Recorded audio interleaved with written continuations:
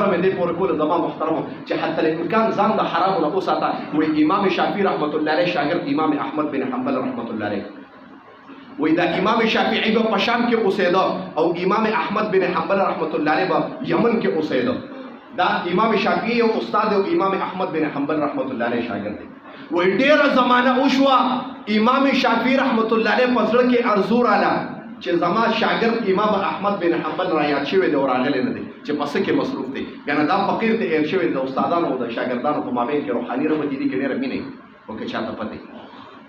نو یو خط یو قافلې له ورکړه چې یمن ته تللي. وایي دا خط امام شافعي له یو ساعت تحقیق تک شوی خو نه یې که نه توجه غواړم ډېره زیاته. وایي دا خط امام شافعي له یو ساعت د امام احمد بن حنبل له چې کله هغه خط راغی په هغې کې ورته لیکلي وو امام احمد بن حنبل رحمت الله علیه ته چې شاګرده ډېر زیات مې یاد شوي 6 کاله وشي لیدلې مې نه ستا دیدار ته دغه چې دې ووینم نو ته داسې کار وکړه چې ته یو ټایم مختص کړه ما ته ووایه چې هغه ټایم به زه راشم چې ته په کلي باندې. وایي امام احمد بن حنبل رحمت الله علیه چې دا کاغذ کته سترګو نه اوښکې بهېدې. شاګردان ورته حضرت ولې ژاړې؟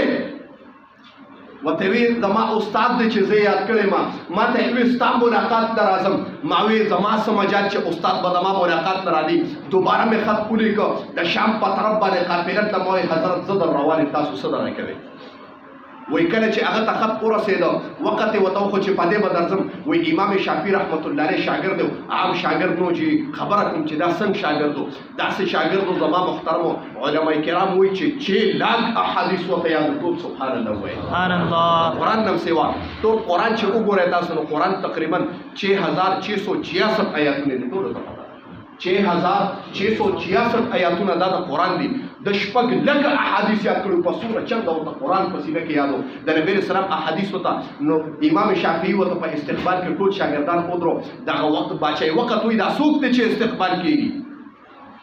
دا څوک دی داسې چې ټول طالبان ورته ولاړ دي. وایي چې دا امام احمد بن حنبل ډېره چرچې وایي وایي ښه د ده تذکرې اورېدلې وه د ټول لښکر باچا په خپله روب ورته د سره چې کوم خاص وزیرانو هغه هم ورته ودرېده. لښکر ته پته ولګېده چې باچا وتی دی د چا استقبال کې لښکر هم ټول راووته چې تر لرې پورې قافلې ته کسان ولاړ دي چې ویې کتل امام احمد بن حنبل رحمت الله علیه تشریف فرماشه چې راغی د خلکو پې جګړه وه یو وی زه کورته بوځم بل وی زه کورته بوځم باچا وی زه کورته بوځم. وایي امام شافعي رحمت الله علیه چې دې په مابین کې شرف ورېږي وایي څوک به هم کورته نه بوځي زما مېلمه دی زما شاګرد دی ماله به راځي. خبره دې پورې کوم زما محترمو چې کله ماسخوتن شو مجلس ولګېده د روټۍ او خوراک یې کو نو ټولو کسانو چې خوراک یو شان شروع کو نو لږو کسانو خوراک بند کړه. بس ماړه شو څه کسان مخکې مړېږي څه وروسته مړېږي. بس امام احمد بن حنبل رحمت الله علیه لګیا دی خوراک کوي ټولو تر دې چې ټولو خوراک بند کړه. امام شافعي رحمت الله علیه سره اخره کې لګیا دی چې دې ملامت نه شي تر دې چې امام شافعي رحمت الله علیه خوراک بند کړه خو امام احمد بن حنبل رحمت الله علیه په خوراک باندې لګیا دی. ډېره زیاته روټۍ وخوړه ټول رعایا او بادشاه متوجه دی چې دا هغه امام احمد بن حنبل دی چې روټۍ تنختی دی. بعضې خلک وایي دا ډېر نادیده دی بعضې خلک وایي شاهي ډوډۍ په سترګو نه ده لیدلې خو لیکن هغه روټۍ بادشاه نه وکړي امام شافعي رحمت الله علیه کړی وجي. وایي چې کله چې کوم دی نو د ماسخوتني وخت شو کور ته چې امام شافعي راغی نو بچي ورته واړه بچي وایي دا ستا هغه شاګرد دی چې د ډېره چرچا وی دی خو د سنتو په خلاف باندې لګیا دی. وی نبی رسول الله مبارک فرمایي چې تاسو روټۍ خورئ نو خېټه په دریو دغه باندې تقسیم کړئ په دریو حصو باندې خېټه تقسیم کړئ معده به دې نه خرابېږي. یو دغه چې کوم دی نو اوبو نه خالي کړه چې په دې کې به اوبه ورچو. دویمه روټۍ نه خالي کړه او درېمه حصه دا تشه پرېږده چې په دې باندې حساب اسانه. بعضې خلک وایي که نه وایي جي تر ګورګوړي مسا مې نه دغه کېږي زه مه کېږه که نه خبره دې پورې کوم. وایي تاسو دغه شاګرد دی چې ړومبی کار ده د سنتو خلاف وکړو. زما محترمو بس هغه ته بس مېلمه دی نو څوک اوس مېلمه ته خو څه نشم ویلی خو امام شافعي رحمت الله علیه زړه کې ډېر زیات پریشانه دی چې واقعي دی زم په خپم چې دا کار وکړو زما محترمو وای هغه امام احمد بن حنبل مال ځان له کوټه تیار کړي و چې ځان له کوټه په هغه کې به ودکېږم زما محترمو هغه ماشومان بچیو هغه وی چې دا امام احمد بن حنبل دغه د شپې به تهجد کوي نو یو لوټه وته د ګرم اوبو کې خو چې د شپې به دې دا کوي وای کله چې سار را پاسې دو هغه بچی رانه وی کته لوټه ډکوا بیا بلار ته وی بابا جان راځه کنه وای تاسو شاګرد چې نن د وجنه زمون پکور کې د تهجد موس قضا شوی د ما محترم او څوک د تهجد مونږ د پاسې الله دې معافي سار نه پاسو تهجد بسنګو هغه ماشومان جی هغه زویم هغه تربیت او حتی امکان کنه د والدینو نو وای دا ستا شاګرد چې د تهجد ونه کړلن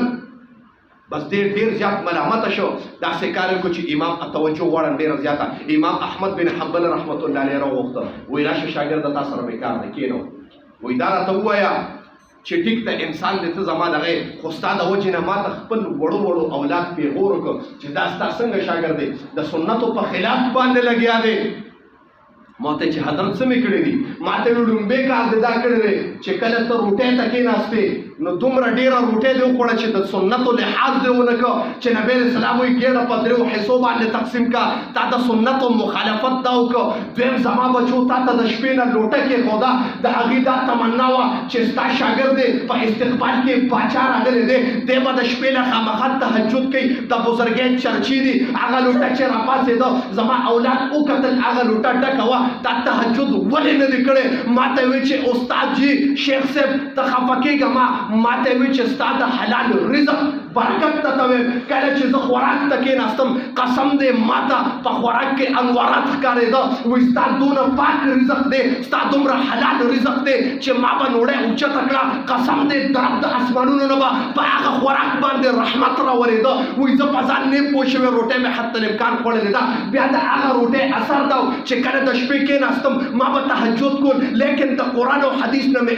1,00,000 مسایل رایستې دي د هغې برکت ته بله ویم وایي قسم دی چې د هغې په برکت باندې د ماسخوتن په اودس باندې ما د صبحایي لمونځ کړی دی ټول سبحان الله ستا دومره پاک رزق ووتی وي وایي ما ټیک ته کور کې رزق خورم لیکن زه اکثر رزق قسم دی ویم نبی علیه السلام مبارک وایي داسې زمانه به راشي چې رزق به حلال پاتې نه شي که حرام هم نه لیکن بوی د حرامو به ته ورسېده ما محترمو وایي دومره پاک رزق کو حضرت قسم دی که زه په ځان باندې پوه شم ما وایي چې هلکه احمد بن حنبل ځان ته مې توجه کړه چې په مخ د ځمکه دونه پاک رزق تا ته نه میلاویږي د هغه رزق په وجه باندې ما 1,00,000 مسایل د شپې رسېدي دي